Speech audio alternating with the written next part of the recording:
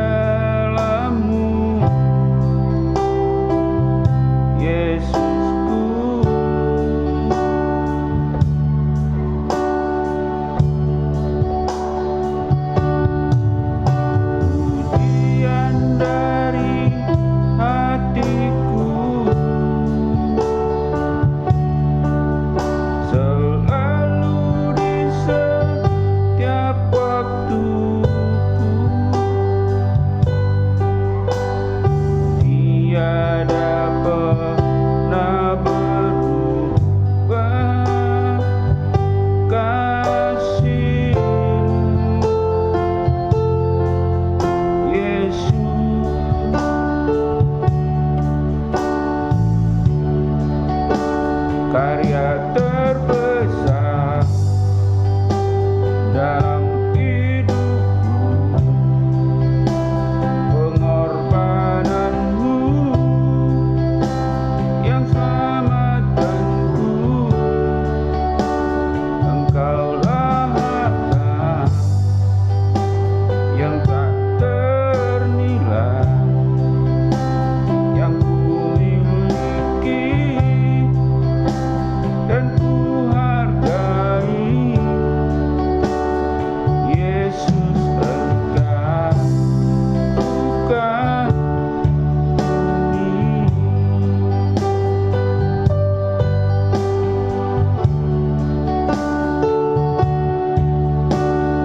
Kasih yang terindah,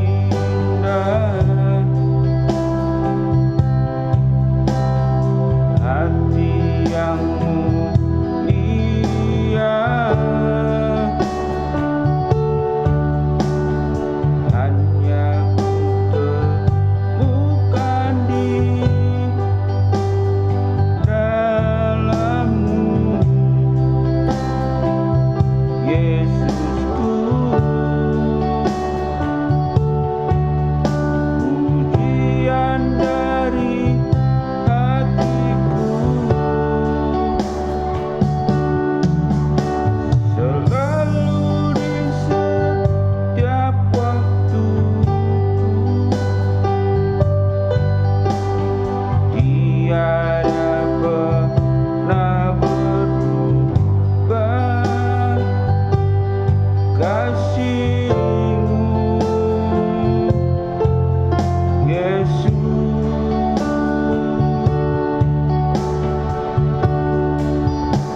Karya terbesar dalam hidupku, pengorbananmu yang selamatkanku. Engkaulah harta yang tak ternilai, yang ku miliki dan ku hargai. Yesus, Engkau bukan ini. Yesus, Engkau bukan ini.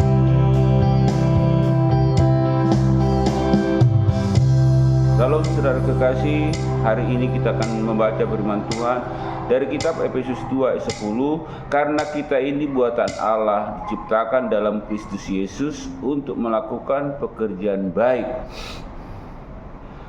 yang dipersiapkan Allah sebelumnya. Ia mau supaya kita hidup di dalamnya.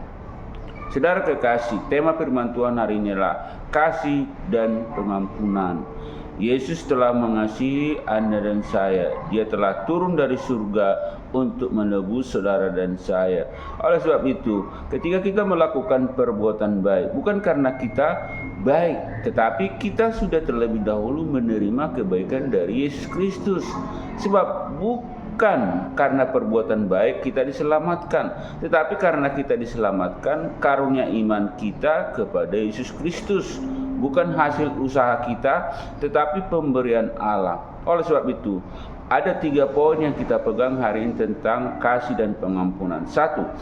Ketika kita beriman pada Yesus Kristus dan menerima Dia sebagai Tuhan dan Juru Selamat, maka status kita menjadi warga negara surga. Anda dan saya yang sudah menerima Yesus dan memiliki iman pada Dia, maka kita sudah memiliki 2 kewarganegaraan, warga negara di bumi ini dan warga negara di sorga. Sebab itu, mari engkau beriman dan percaya pada Yesus sebagai Tuhan dan Juru Selamatmu, sehingga kita memiliki warga negara surga. Yang kedua, kasih dan pengampunan kita dipulihkan dan ditebus dari kebinasaan, sehingga kita mampu mengasihi orang lain.